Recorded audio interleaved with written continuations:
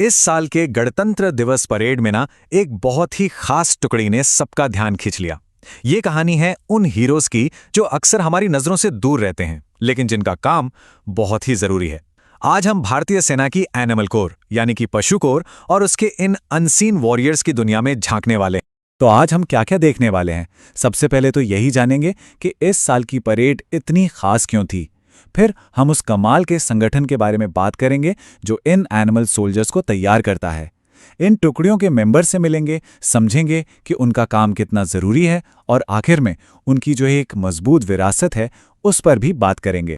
चलिए तो शुरू करते हैं। सबसे पहले ये समझते हैं कि इस साल गणतंत्र दिवस परेड में जो ये टुकड़ी थी वो इतनी यूनिक और हिस्टोरिक क्यों बन गई। तो सवाल यही उठता है ना, कि इस साल की परेड की जो एनिमल टुकड़ी थी उसमें ऐसा क्या अलग था? ऐसा क्या हुआ जो पहले कभी नहीं हुआ? असल में दो बहुत बड़ी चीजें हुईं जिसने इस परेड को हमेशा के लिए यादगार बना दिया। पहला तो ये कि ये सिर्फ कोई डॉग स्क्वाड नहीं था। इस साल सेना ने अपनी एनिमल पावर का एक बहुत बड़ा और अलग अलग तरह का शोकेस किया। और दूसरी बात जो शायद सबसे ज्यादा जरूरी है, इस टुकड़ी को पहली बार एक महिला अफसर कैप्टन हर्षिता राघव लीड कर रही थी। ये अपने आप में एक बहुत बड़ा मैसेज है जो इंडियन आर्म्ड फोर्सेस में विमेन लीडरशिप को दिखाता है। अब जरा उस कमाल के संगठन की बात करते हैं जो इन एनिमल सोल्जर्स के पीछे की असली ताकत है। जी हां, रीमाउंट एंड वेटरनरी कोर या आरवीसी। तो ये आरवीसी है क्या? देखिए, ये सेना की एक बहुत ही स्पेशल ब्रांच है। इनका मेन काम है घोड़ों, खच्चरों और कुत्तों जैसे जानवरों को पालना, उनकी देखभाल करना और उन्हें ट्रेन करना। ये जानवर ना सेना के लिए लाइफलाइन का काम करते हैं, खासकर उन मुश्किल और ऊंचे इलाकों में जहां कोई गाड़ी या प्लेन तक नहीं पहुंच सकता। और इस कोर का इतिहास तो वाकई बहुत पुराना है, मतलब करीब करीब 247 साल पुराना। सोचिए, 1789 में एक छोटे से डिपार्टमेंट के तौर पर इसकी शुरुआत हुई थी और आज ये सेना का एक बहुत जरूरी हिस्सा है। और तो और 1989 में इसे अपनी बेहतरीन सर्विस के लिए प्रेसिडेंट्स फ्लैग, जो कि एक बहुत बड़ा सम्मान है, उससे भी नवाजा गया। और जो इनकी फिलॉसफी है वो इनके मोटो में साफ झलकती है। इनका मोटो है पशु सेवा अस्माकम धर्मः, जिसका मतलब है पशुओं की सेवा ही हमारा धर्म है। ये एक लाइन ही बता देती है कि इनका कमिटमेंट और डेडिकेशन किस लेवल का है।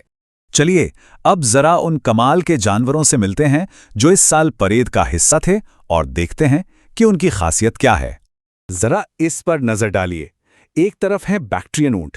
ये लद्दाख जैसे ठंडे रेगिस्तान में 15,000 फीट से भी ज्यादा की ऊंचाई पर 250 किलो तक का वजन उठा सकते हैं।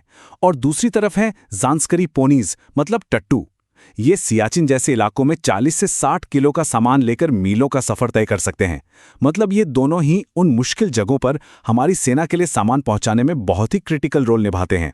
और एक और बहुत ही दिलचस्प चीज हो रही है, वो है स्वदेशी नस्लों को बढ़ावा देना। सेना ने अब भारत की जो देसी कुत्तों की नस्लें हैं उनको भर्ती करना और ट्रेन करना शुरू कर दिया है। क्यों?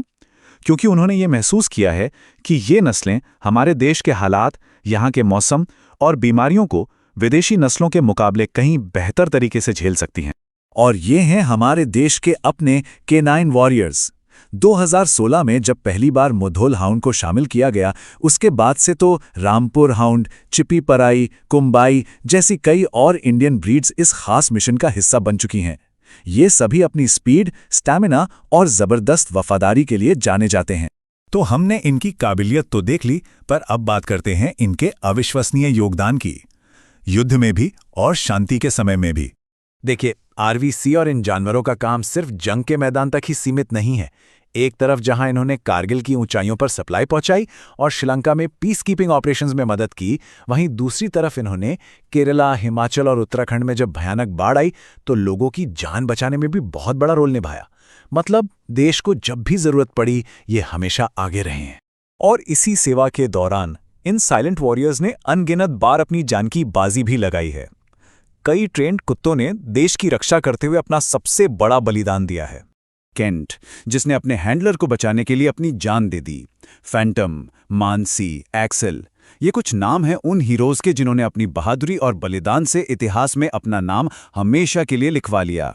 हम सब इनके साहस को सलाम करते हैं।